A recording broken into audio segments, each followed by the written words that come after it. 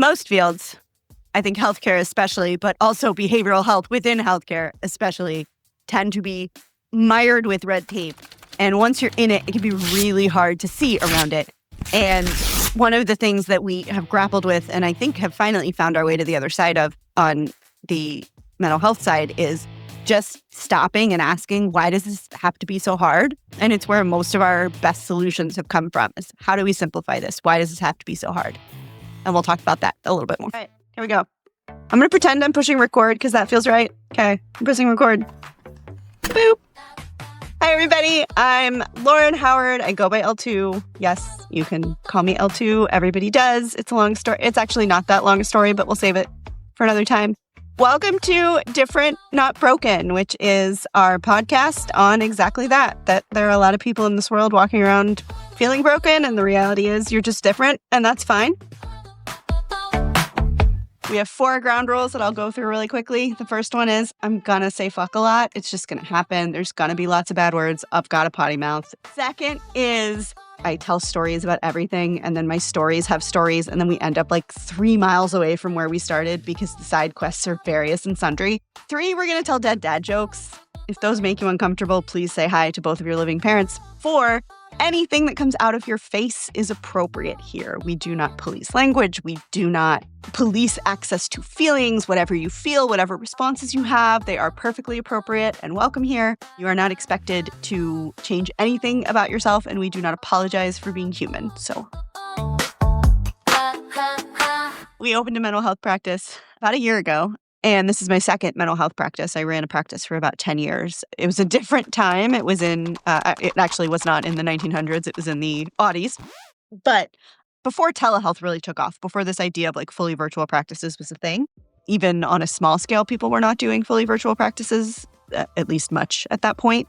And in fact, when we introduced telehealth in like 2013, people thought we had lost our minds. We treated it as almost a loss leader. Like, we have people who need to be seen, and the problem is not that we don't have clinicians, it's that we don't have clinicians who are all in the same place at the same time. And so in order to speed up the process of getting people to care, like, maybe we can use this telehealth thing, right?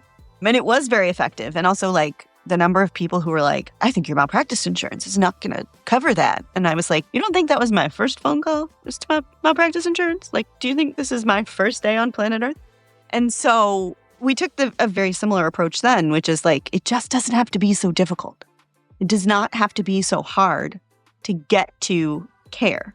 Care, for the most part, is so tied up in red tape that is representative of this much larger bureaucracy of healthcare, when in reality, you should be able to find somebody who is capable of helping and get help for whatever. I mean, it shouldn't be a matter of 6 months to get questions about why you have a stomach ache, right? Like, that should be the way it is across the board. Now, it isn't that way in a lot of places, but like, that should be it.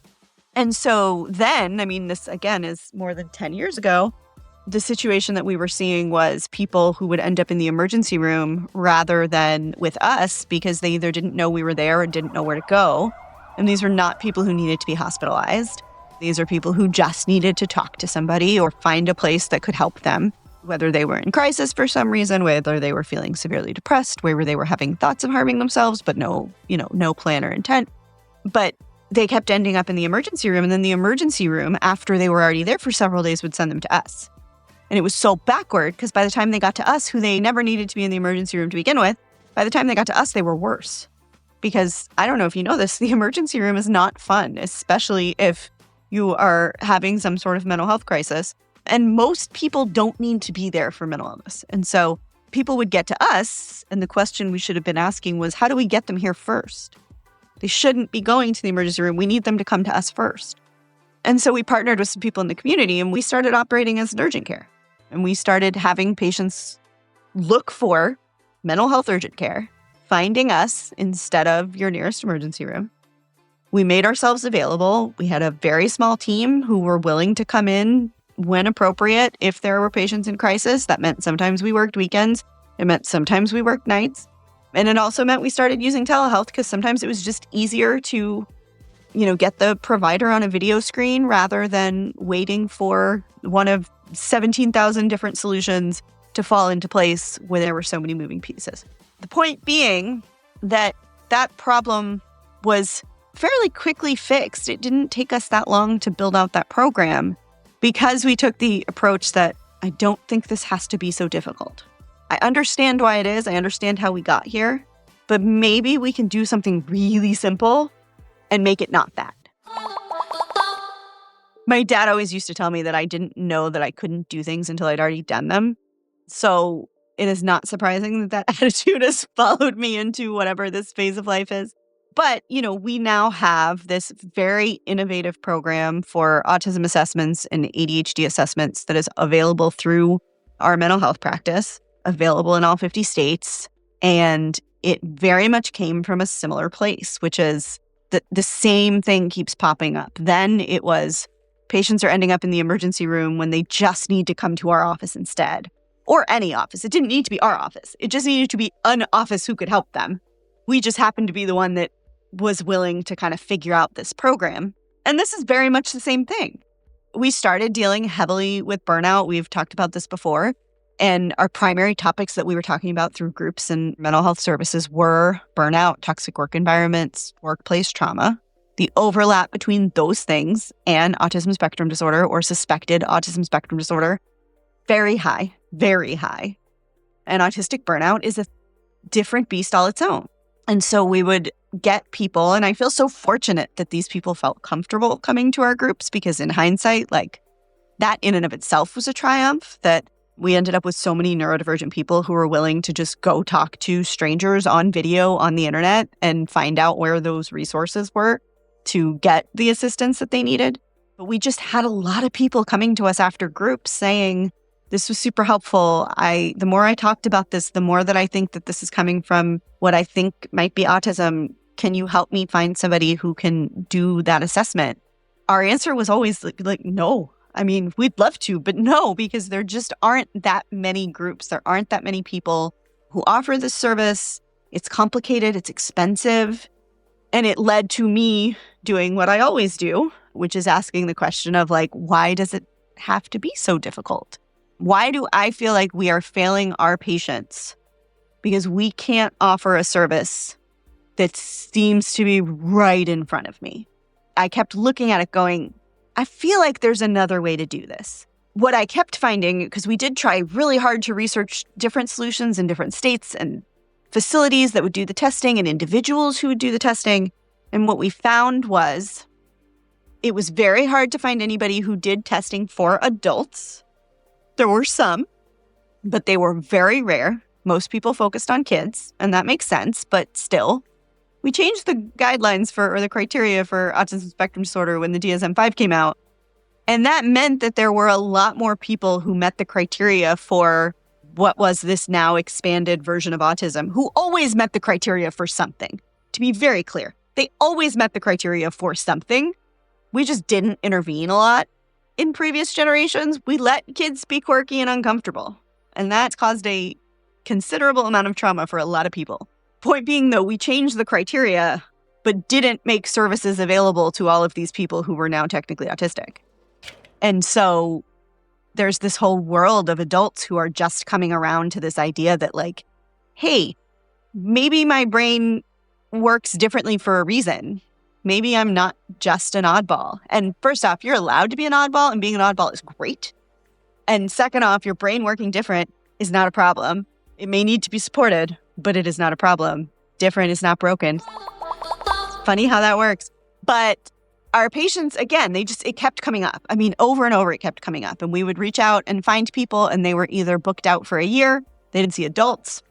The testing that was available for adults, not great. It was basically modified versions of measures that were targeted toward children. And if you look into the research behind all of those, the research shows that they are targeted toward young white males.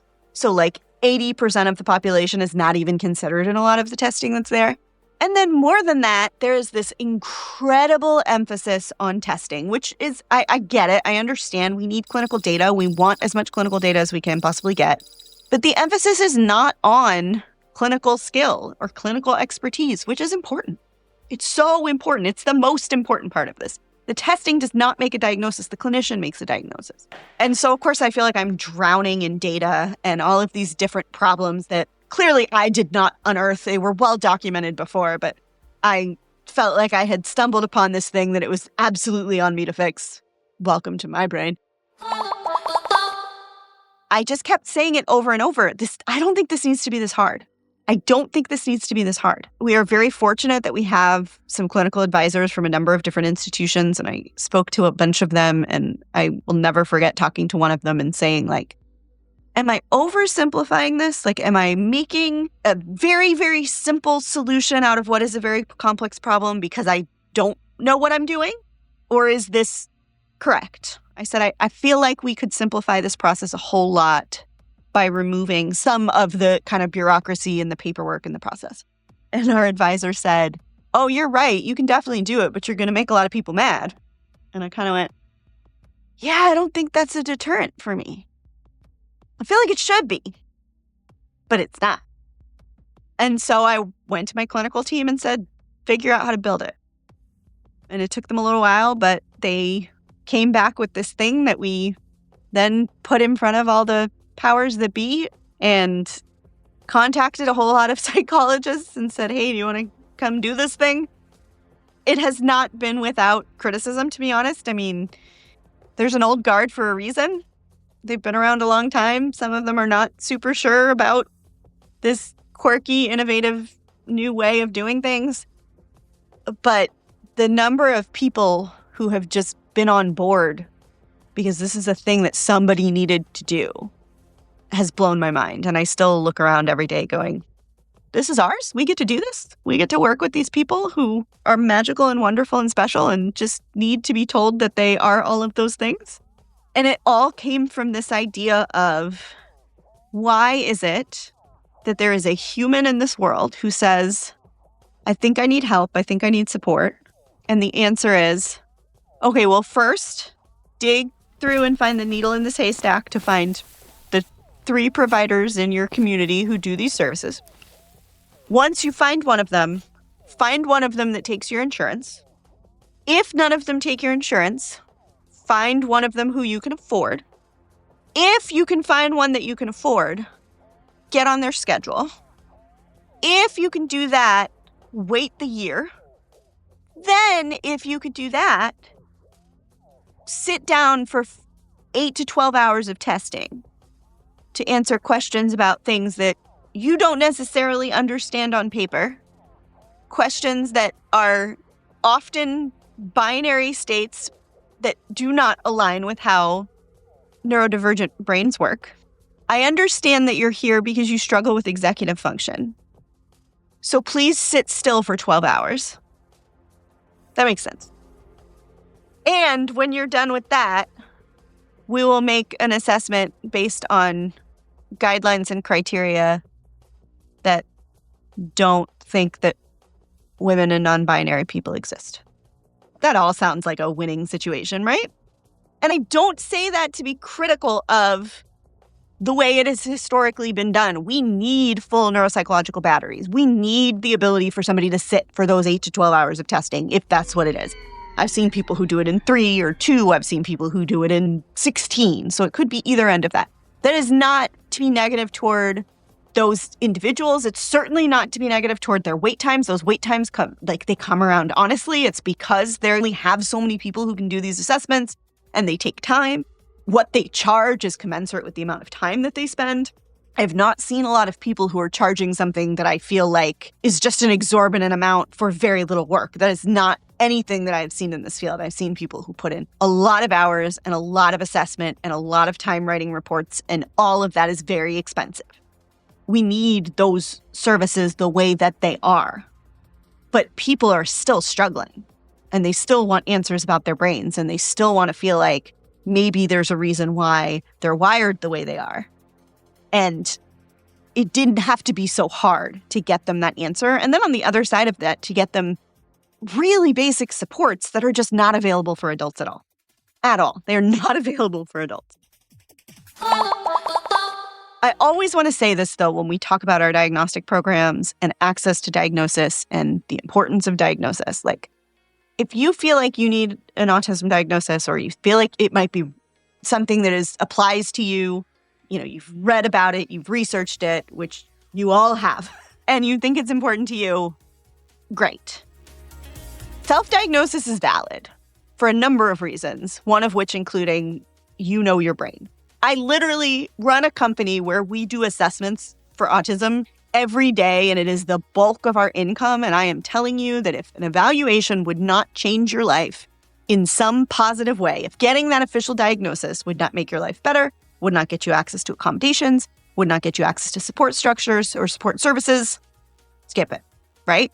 If it's not going to make your life better, if it's not going to change the way you operate, if you don't need validation from a clinician, which a lot of people do, a lot of people really want that, save your money. There are other ways that we can support you, that other organizations can support you, that are much less expensive than going through a full evaluation.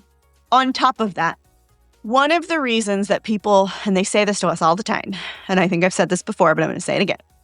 One of the reasons that people come to us to see if their diagnosis or their self-diagnosis is correct, and sometimes it isn't, to be honest, sometimes it isn't, is because they feel like if they talk to a clinician and that clinician confirms that they have whatever diagnosis they think they have, that they will have permission to be nicer to themselves. That's bullshit. You do not need permission. You do not need somebody else to make it okay. You do not need anything other than the fact that you are supposed to be nice to yourself as the reason to be nice to yourself.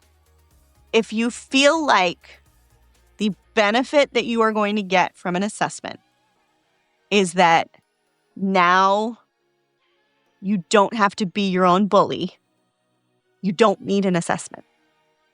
You are allowed to be nice to yourself. You are allowed to give yourself grace. You deserve softness. You deserve light. You deserve all of it.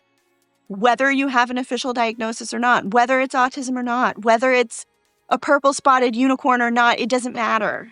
The reason to get an assessment is because there's some tools, resources, there is guidance, there's explanation, there's descriptions that you want. You better understand the sensory processing parts of your brain so that you can make better decisions about how to handle situations and what to avoid. All of that, perfectly valid, 100%. A diagnosis should not be the reason why you grant yourself grace and humanity. You deserve that regardless. And if I need to say that to you every day for the rest of your life for you to believe it, I will. Literally, you could just replay this, but also I will actually just say it to you too. That's fine. I can just send you a voice note every morning. That's fine. It doesn't have to be so hard. That's how we built this program. That's how we build all of our programs. How do we make this the most accessible thing we can to as many people as possible without giving them 10,000 hoops to jump through just to exist? And also, if you are jumping through those hoops just because you want to know that you are worthy of kindness, skip the hoops. It doesn't have to be that difficult. You are worthy of kindness. Okay, so for this week's small talk, again, remember this is something we do every week. And now with this week's question from our community, here's Allison. All right, so this first question that we have is how to answer, tell me about yourself in a way that can be used to break the ice in a networking situation or job interview and feels natural and not boasting. So I think there's the way people expect me to answer this question, and then there's the way that I'm actually going to answer this question. My advice is answer or respond to situations like that with the confidence of a mediocre white male. You could worry about boasting, or you could not, because they don't. And just be honest about who you are. And odds are the person you're talking to will appreciate it. So if somebody comes up to me and says, "Hi, I'm Fred. Tell me about yourself."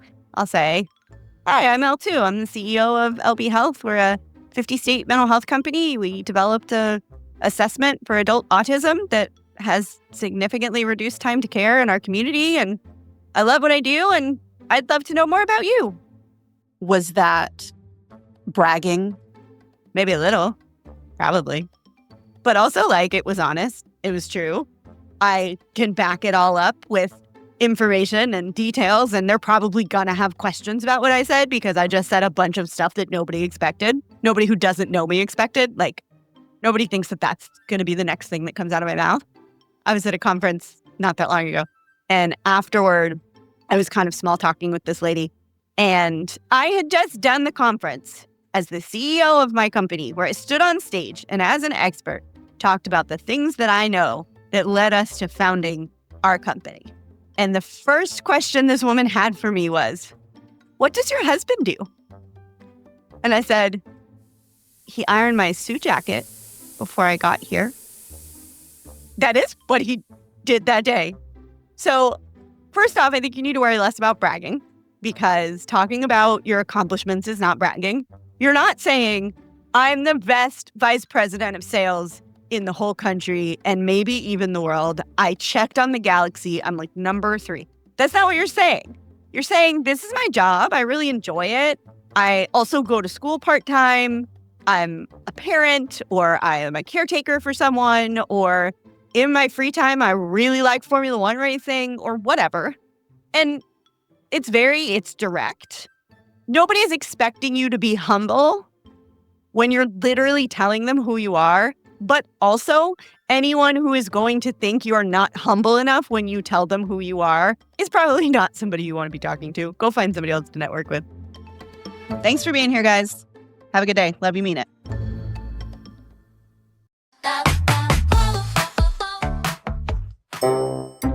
There are people in this world who don't like Tom Hanks, and he's the most likable person on the planet and has never done anything wrong. And I was like, now, there are also people in this world who don't like Henry Winkler. Also the most likable person on the planet. Also played one of the most iconic characters in TV history. They don't like each other. So, like, the world's most famous, most beloved dad and the world's most famous Jewish mobster? I don't know. They don't like each other.